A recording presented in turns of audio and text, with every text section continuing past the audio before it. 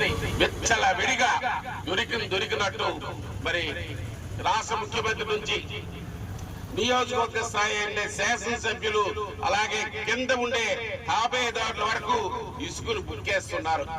మరి ఈవేళ నిర్మాణ రంగానికి ముఖ్యమైన ఇసుక, అటువంటి ఇసుకని ఈవేళ విచ్చలవిడియైన రేట్లు పెంచి మరి వినియోగదారుడు కానీ ఏదైతే మరి కట్టుబడి మీద ఆధారపడి ఎవరైతే నిర్మాణ రంగంపై ఆధారపడి ఉన్నారో వాళ్ళకి సక్రమైన పనులు దొరికే పరిస్థితి లేదు.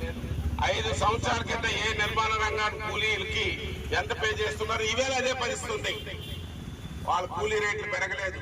అలాగే వాళ్ళ సంక్షేమం గురించి ఏదైతే సెస్ వసూలు చేస్తున్నారో ఆ సెస్ కలిపి దోపిడీ జరుగుతుంది. మిగతా పథకాలకి ఆ సెస్ ని మళ్లించి ఇవాళ కార్మికుల్ని నిలువున మోసం చేసింది ఈ రాష్ట్ర ప్రభుత్వం అని ఈ సందర్భంగా తెలియజేస్తున్నాను.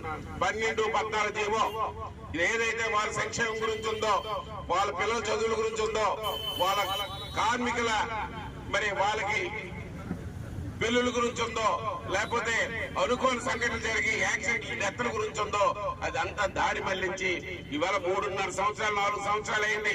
వాళ్ళకి రావాల్సిన క్లైమ్స్ ఇవ్వలేదు ఈ ప్రభుత్వం. దగాకోరు ప్రభుత్వం. ఒక తెలుగుదేశం పార్టీ నియోజకవర్గ ఇన్ఛార్జిగా మాజీ శాసనసభ్యుడిగా మీకు హామీ ఇస్తున్నాను. మరి నా తాను సంఘీభావం మీకు తెలుస్తున్నానండి ఈ సందర్భంగా తెలియజేస్తున్నాను. కార్మికుల ఐక్యత, కార్మికుల ఐక్యత.